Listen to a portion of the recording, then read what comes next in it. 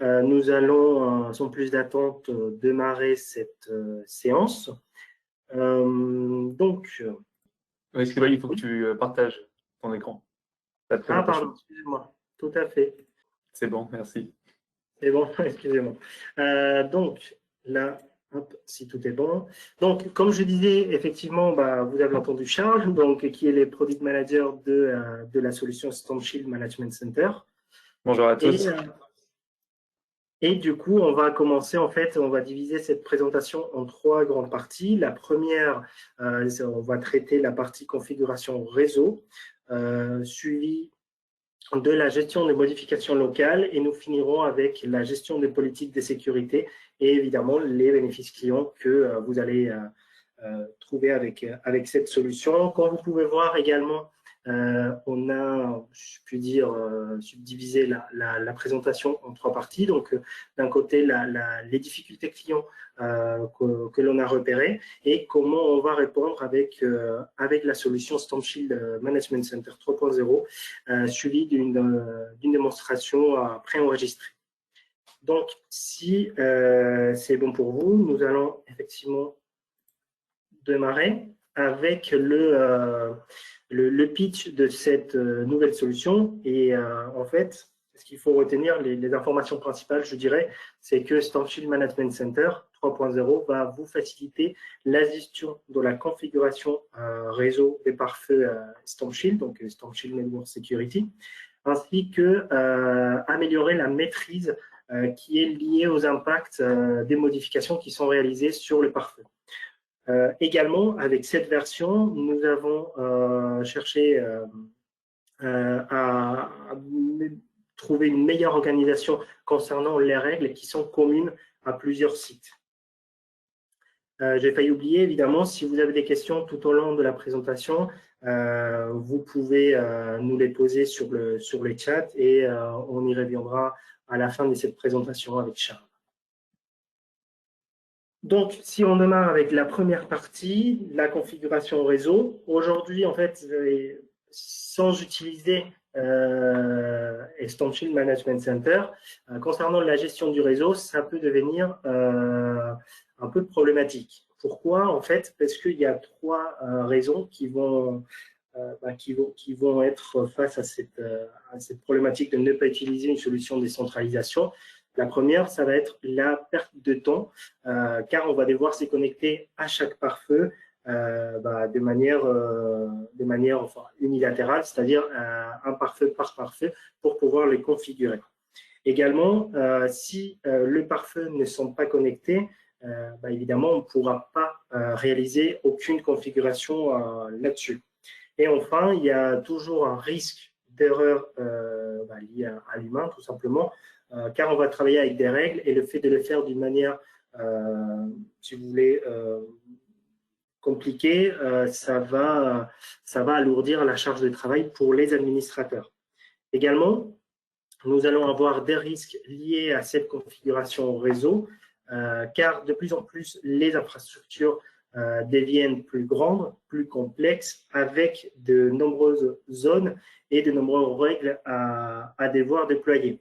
Et également, il y a une erreur de configuration qui peut mener à une perte de connectivité qui est compris en fait dans certains cas d'usage entre la solution SNC et le pare-feu SNS. Donc avec Charles, il va pouvoir nous expliquer comment on résout en fait ces problématiques.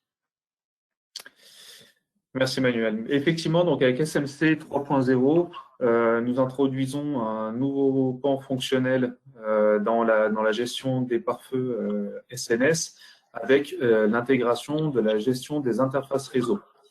Donc, grâce à SMC 3.0, vous allez pouvoir vous servir d'SMC comme point central de la gestion des interfaces réseau des SNS. Donc, du coup, au même titre que les autres fonctionnalités d'SMC, vous n'avez plus besoin de vous connecter à chaque pare-feu de manière indépendante pour connaître, pour apprendre ou pour configurer le réseau.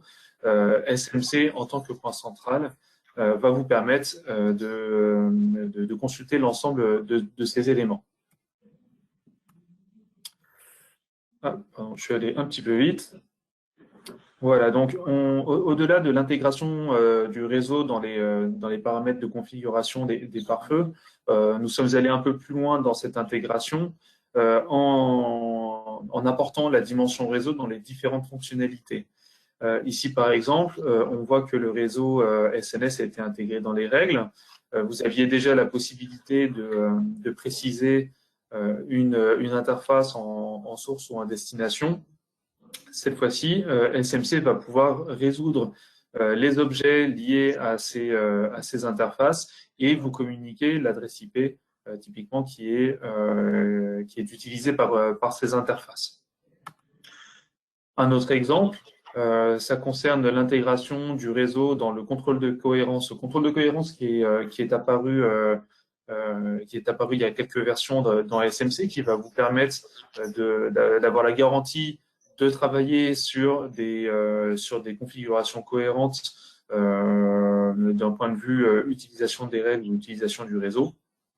Et donc, le réseau a été ajouté dans ce contrôle de cohérence. Vous n'allez ainsi pas pouvoir créer des configurations réseau qui n'auraient pas de sens.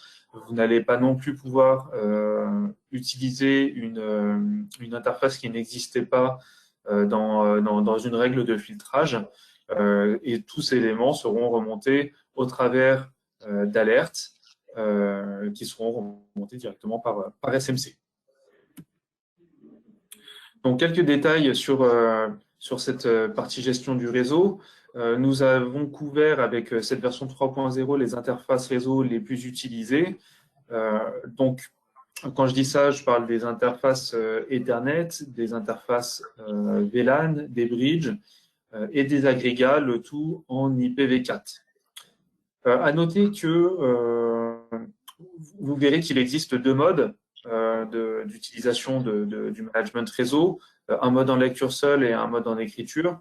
Le mode en lecture seule est supporté par toutes les versions SNS depuis la version 3.7 et le mode écriture, pour sa part, sera supporté par les prochaines versions SNS à venir.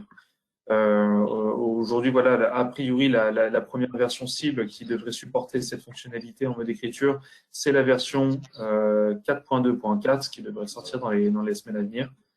Et donc, à partir de ce moment-là, vous verrez apparaître l'option qui permet de configurer directement depuis SMC. Donc, le contrôle cohérence qui vous permet de vous assurer que la configuration est cohérente et la possibilité donc de pouvoir travailler sur la configuration réseau d'un pare-feu, même lorsqu'il est déconnecté. Vous pouvez travailler en amont, vous pouvez lancer un déploiement et le firewall viendra récupérer sa nouvelle configuration la prochaine fois qu'il viendra se connecter à SMC. L'autre fonction qui est au final assez liée à la gestion du réseau, c'est donc la restauration automatique qui va permettre de toujours rester connecté. À partir du moment où on touche à la configuration du réseau, on sait qu'on risque de se couper la main.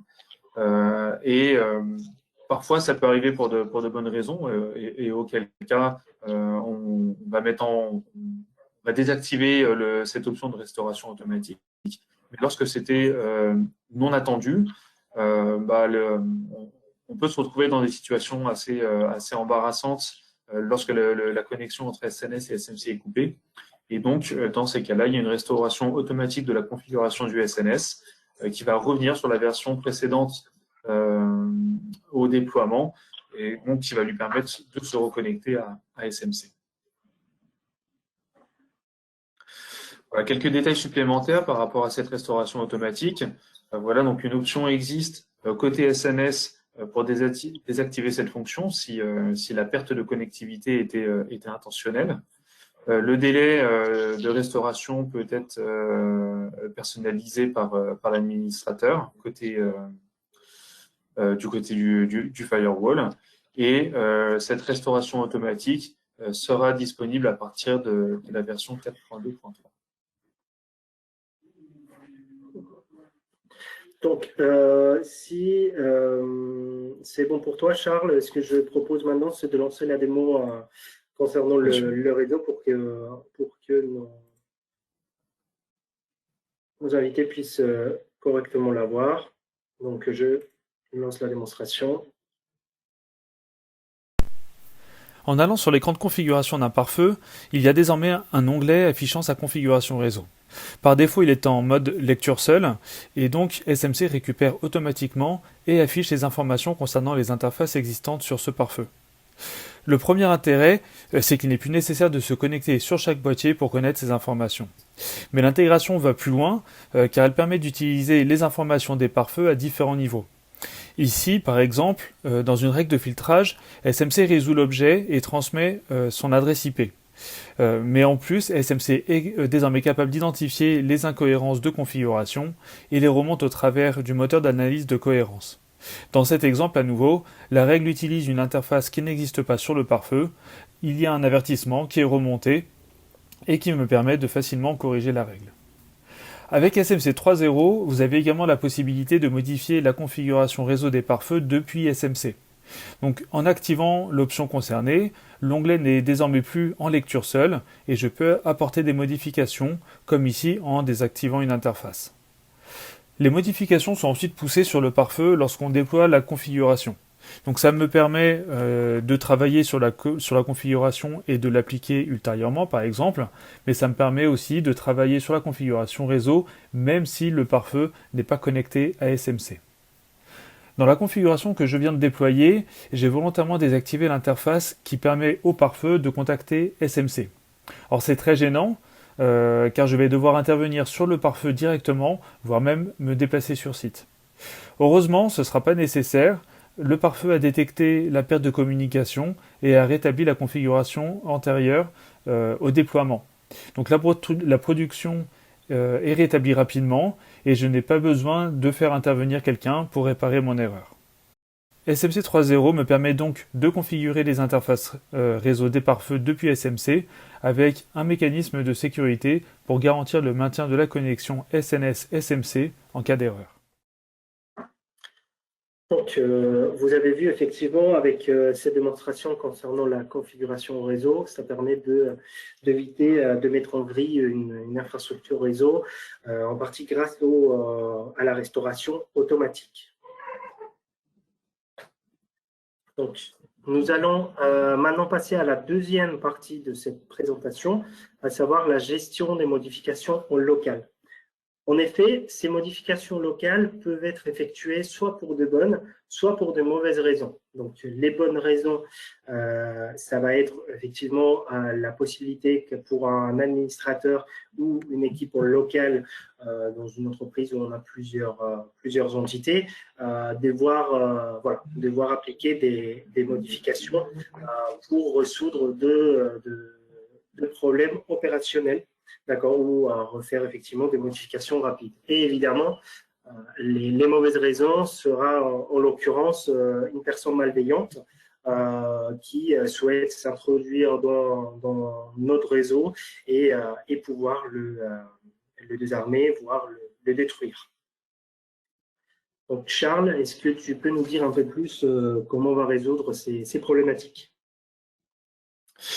Oui, tout à fait. Voilà. Donc en fait, avec cette version d'SMC, on introduit également une fonction qui va vous apporter beaucoup de confort et de sécurité, qui concerne l'identification automatique des modifications locales. Donc le principe est assez simple, c'est qu'à partir du moment où SMC s'aperçoit que sa configuration est différente de celle qu'il a poussée sur les firewalls, il y a une alerte automatique qui va s'afficher côté SMC afin de permettre à l'administrateur, dans tous les cas, qu'il s'agisse d'une modification pour une bonne ou pour une mauvaise raison, qui va lui permettre d'être prévenu qu'il y a un écart de configuration entre les deux environnements. Donc voilà, vraiment sur la page de monitoring, on voit bien qu'il y a le numéro de déploiement qui est barré. Ça veut dire que les configurations ne sont plus identiques des deux côtés. Et donc, à côté de ce numéro de déploiement qui est barré, l'administrateur peut afficher le diff de conf, donc la différence de configuration entre la configuration SMC et la configuration SNS, ce qui va lui permettre de comprendre l'écart de configuration. Est-ce que c'est quelque chose de grave? Est-ce que c'est quelque chose de marginal? Voire même est-ce que c'est quelque chose qui doit être rétabli immédiatement ou alors qui peut attendre. Vous voyez que en bas de cette fenêtre, il y a également une option de restauration de configuration. Si en tant qu'administrateur, je considère que la différence de configuration est importante et qu'il faut rétablir le plus rapidement possible la configuration existante au préalable côté SMC, je peux lancer directement la restauration de la configuration sur le SNS. Voilà, quelques détails. Donc, ça va concerner l'ensemble des éléments qui sont gérés par SMC et qui sont connus par SMC au niveau de la configuration SNS. Ça va être supporté par toutes les versions SNS à partir de la version 3.7 et l'indicateur de santé qui est remonté par SMC sera au niveau critique parce que on imagine bien que si ça arrive pour de mauvaises raisons, l'administrateur doit être sensibilisé avec le niveau d'alerte le plus important. Voilà, à nouveau, on va passer sur une démonstration de cette identification des modifications locales. Tout à fait. Je vais juste la lancer. Imaginons qu'un utilisateur local modifie directement sur un pare-feu un élément de configuration qui est habituellement déployé par SMC. Cela peut tout à fait arriver pour une bonne raison, pour résoudre un problème de production rapidement par exemple, ou par malveillance pour contourner la politique de sécurité que vous avez mise en place. Supposons qu'un utilisateur ait modifié la règle bloquer tout pour qu'elle laisse finalement tout passer, donc avec des conséquences potentiellement très graves. Côté SMC, une alerte remonte automatiquement qu'il y a une modification locale. L'administrateur peut afficher la différence entre les configurations SMC et SNS afin de comprendre la modification réalisée et restaurer si nécessaire la configuration de SMC. Donc grâce à cette fonctionnalité, je suis averti immédiatement en cas de modification locale sur un élément géré par SMC et je peux réagir rapidement, ce qui me permet de limiter les impacts potentiels sur mon activité et de maintenir le niveau de sécurité que j'ai défini au niveau central. Donc, effectivement, c'est plutôt très clair. Merci, Charles. Là, on va passer à la troisième partie de cette présentation. Encore une fois, si vous avez des questions ou de remarques ou des choses que vous souhaitez qu'on approfondisse ou qu'on creuse, n'hésitez surtout pas à nous poser des questions sur la zone de chat de l'application GoToWebinar. Donc, concernant cette gestion des politiques de sécurité, au niveau du filtrage de le NAT avec la solution, nous pouvons aujourd'hui, en fait, avec la version de SMC, factoriser grâce à la hiérarchisation des dossiers.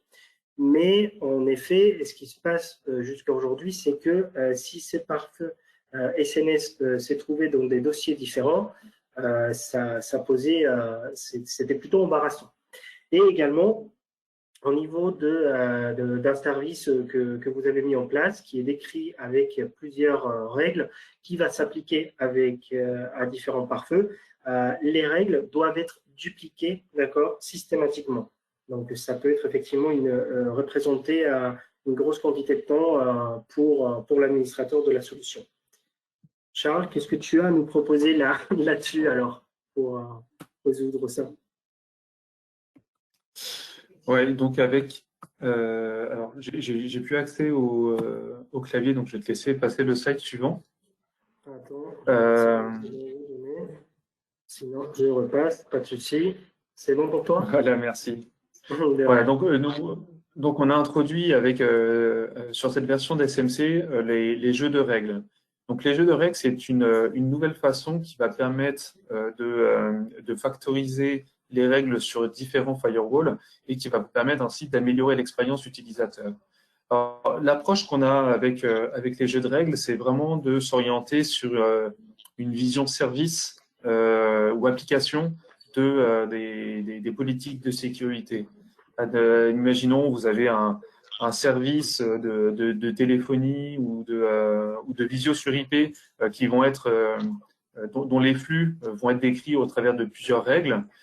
Plutôt que de les définir firewall par firewall, règle par règle, vous avez la possibilité donc de centraliser la définition de ce service, de cette application, et donc une fois qu'on a créé notre jeu de règles, on peut le décrire avec autant de règles que l'on a besoin, et ensuite l'affecter au firewall, quel que soit leur dossier. Alors, si tu peux passer au slide suivant. Ouais, voilà. Ensuite, les jeux de règles, au final, donc c'est une facilité de manipulation, c'est une amélioration de l'expérience utilisateur, mais ce sont ni plus ni moins que des règles de filtrage ou des règles NAT. Donc, une fois que l'on a défini son jeu de règles, on va pouvoir le placer dans la politique des pare-feux. Là, vous pouvez voir que pour une meilleure identification, on rassemble l'ensemble des règles, on les met dans un cadre, et ensuite on l'intègre au niveau du firewall à l'endroit que l'on souhaite.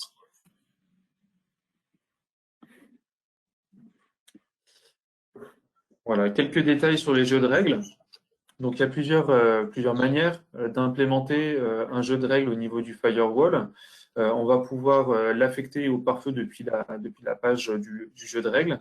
On peut aussi l'affecter directement à partir de la page de la politique de sécurité du pare-feu. Alors, évidemment, ces règles, elles sont utilisées par plusieurs firewalls. Donc, dans un esprit de centralisation, lorsque j'ai besoin de modifier la règle, je vais la modifier au niveau du jeu de règles, et les modifications seront répercutées sur l'ensemble des pare-feux qui utilisent ce jeu de règles. Alors, c'est un nouveau mécanisme qui vient pas faire concurrence à la factorisation par la gestion des dossiers. C'est vraiment un mécanisme qui est complémentaire, qui va pouvoir vous apporter de la souplesse. Et pour finir, c'est une fonction qui est supportée par toutes les versions SNS à partir de la version 3.7. On va passer du coup à la démo, comme ça vous allez pouvoir vous rendre compte. Dans SMC, vous avez déjà la possibilité de définir des règles de sécurité qui sont communes à plusieurs pare-feux grâce au mécanisme des dossiers. Dans ce dossier, nous pouvons donc voir que les 4 règles vont s'appliquer à l'ensemble des pare-feux présents dans le dossier. Mais il arrive parfois que je veuille définir des règles pour des pare-feux qui n'appartiennent pas à la même hiérarchie de dossiers. Par exemple, j'ai une centaine de sites qui sont organisés dans SMC par type, comme des usines, des bureaux ou des magasins, et qui sont situés géographiquement dans plusieurs régions. Dans certaines régions, je vais définir un système d'imprimante A, dans un autre, un système d'imprimante B, et chaque système d'imprimante dispose de ses propres règles de sécurité. Dans ce cas d'usage, je dois définir des règles du système d'imprimante indépendamment pour chaque pare-feu. SMC 3.0 va améliorer l'expérience utilisateur grâce au jeu de règles. Pour mon exemple précédent, j'ai 2 jeux de règles qui ont été créés, un pour chaque système d'imprimante, et chaque jeu de règles contient ses propres règles de sécurité et peut être affecté à n'importe quel pare-feu, quelle que soit l'arborescence. Donc plus besoin de copier-coller les règles ou de les recréer une par une, et il est également très simple de dupliquer les jeux de règles pour en créer un nouveau avec des règles assez similaires, puis de l'appliquer depuis l'écran de gestion des politiques d'un pare-feu. Enfin, si un jeu de règles nécessite une ou plusieurs modifications, je n'ai qu'à les réaliser dans le jeu de règles une seule fois et elles seront poussées sur l'ensemble des pare-feux qui utilisent ce jeu de règles. Au final, grâce au jeu de règles, je gagne du temps et je réduis le risque de faire des erreurs. Pour votre information, parce que je ne sais pas si je vous l'ai dit, ces démonstrations sont ou le seront bientôt disponibles sur notre chaîne YouTube, ainsi que cette présentation. Comme ça, vous aurez aussi les éléments et vous pourrez le revoir en replay autant de fois que vous le souhaitez. Donc, Nous arrivons presque à la fin. Donc là, on souhaitait vous faire une synthèse de bénéfices clients que vous pouvez obtenir avec cette solution SMC 3.0. Donc, à savoir, il y en a 4 majeurs.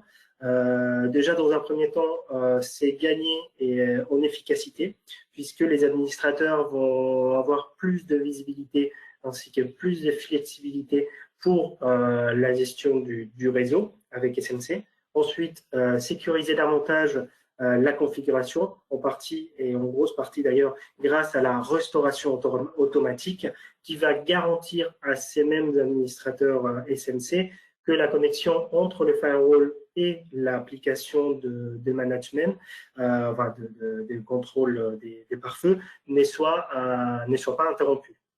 Ensuite, on va voir le contrôle de l'infrastructure qui est amplement amélioré avec un avertissement dans des modifications locales et qui permet également un processus de restauration facilité. Et enfin, je dirais d'une manière globale, une meilleure organisation puisque ces jeux de règles permettent désormais une factorisation de ces règles de façon indépendante au dossier. C'est-à-dire qu'on rajoute cette couche pour que vous puissiez gérer au mieux vos règles et vos pare-feux au niveau global.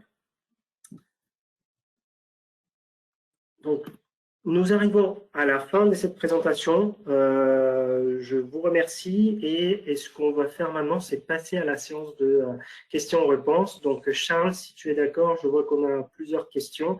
Je vais les lire et je te laisserai y répondre si tu le souhaites.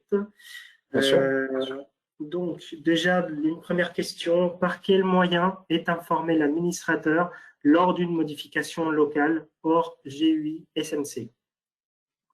Alors aujourd'hui, sur SMC, il n'y a pas de méthode de notification par d'autres moyens. Donc c'est effectivement par l'interface par l'IHM que l'administrateur est informé qu'il y a une modification locale. Ok. Est-ce que cela s'affichera également dans le pare-feu SNS en remplacement des séparateurs? Donc là, je pense qu'on parle cette fois-ci des jeux de règles. Alors effectivement, le jeu de règles, il n'a de sens que d'un point de vue SMC en tant qu'ensemble. C'est un ensemble que l'on va définir côté SMC et lorsqu'il va être poussé côté firewall, il sera poussé sous la forme d'un ensemble qui va être distingué par des séparateurs. Donc c'est effectivement, c'est pas un remplacement des séparateurs. On a quand même la notion de séparateurs si on veut les utiliser pour d'autres cas d'usage. Mais d'un point de vue pare-feu SNS, lorsque l'on poussera un jeu de règles, il apparaîtra dans la politique du pare-feu au travers de séparateurs. Ok. On a plusieurs questions encore. Donc, quels sont les éléments concernés par les modifications locales? Je pense que tu l'avais évoqué au début de la présentation, mais… Alors, les modifications locales vont permettre d'identifier tous les éléments qui sont connus de la configuration SNS par SMC. Donc, le réseau, les politiques globales de sécurité, les objets, les VPN et les certificats. Donc, c'est l'ensemble de ces éléments qui sont déjà connus de SMC sur lequel on va pouvoir faire un diff de conf. Ok. Encore une question. Qu'en est-il de la gestion des VTI et routage dynamique? Alors ça, c'est une bonne question. Pour le moment, sur la gestion du réseau, effectivement, on vous a montré aujourd'hui qu'on a fait le focus sur la gestion des interfaces et sur la gestion de certaines interfaces. Les interfaces virtuelles, typiquement, ne sont pas encore gérées à proprement parler par SMC, ni le routage dynamique. Donc ça viendra par la suite. Le routage va arriver dans un premier temps. Alors, ce ne sera pas dans la prochaine version 3.1, ce sera dans la version suivante où on intégrera le routage statique et le routage dynamique. Les VTI, aujourd'hui, je ne peux pas vous dire dans quelle version ça arrivera, mais c'est évidemment dans notre backlog des interfaces qu'il va falloir du coup qu'on continue à intégrer pour venir enrichir cette fonctionnalité. Que nous avons encore une dernière question. Est-ce qu'on peut configurer le temps de la restauration? J'imagine que c'est la restauration automatique. Oui, alors c'est possible. Alors par défaut, le timeout est défini à 30 secondes. Donc au-delà de 30 secondes de coupure entre SNS et SMC, SNS va faire son rollback. Si cette durée est trop courte par rapport aux contraintes réseau que vous avez, vous pouvez la modifier pour la définir sur une valeur qui vous convient. Et encore une, comment se passe le jet de règles? J'imagine au niveau de l'intégration. Comment se place? Oui, alors lorsque l'on place un jeu de règles dans une politique plutôt lorsqu'on affecte un jeu de règles à des firewalls, vous avez la possibilité de choisir s'il va venir s'intégrer à la première ou à la dernière place. Donc, je rappelle, les jeux de règles s'appliquent au niveau firewall, pas au niveau des dossiers. Donc, il va s'appliquer à la première ou à la dernière place, parce qu'il faut bien simplement lui choisir un emplacement. Et ensuite, en allant dans la politique de sécurité du firewall, vous pouvez le déplacer pour l'intégrer au bon niveau, pour qu'il s'applique au flux au moment approprié, on va dire. Ok. Je regarde si nous avons encore d'autres questions. Peut-être que pour l'instant, c'est bon. N'hésitez pas si vous avez d'autres questions. Et encore une fois, vous avez les liens pour revoir ces présentations ainsi que les démonstrations SMC sur notre chaîne YouTube. Moi, j'en ai plus pour le moment. Si vous avez d'autres questions, soit on va laisser quelques instants sur le chat pour que vous puissiez les écrire et on y répondra. Sinon, également, vous avez, comme vous savez déjà, notre adresse mail, donc n'hésitez pas à nous contacter également pour si vous avez des questions par la suite. Du coup, je vois qu'au niveau des questions, c'est bon pour vous, ça a été clair. Donc, je tiens également à vous remercier une dernière fois avec Charles. Nous restons à votre disposition si jamais encore vous avez des questions et n'hésitez pas à aller voir effectivement ces démonstrations et on se fera un plaisir de pouvoir vous accompagner. Merci beaucoup, passez une très bonne après-midi et je vous dis à bientôt. Merci beaucoup à tous.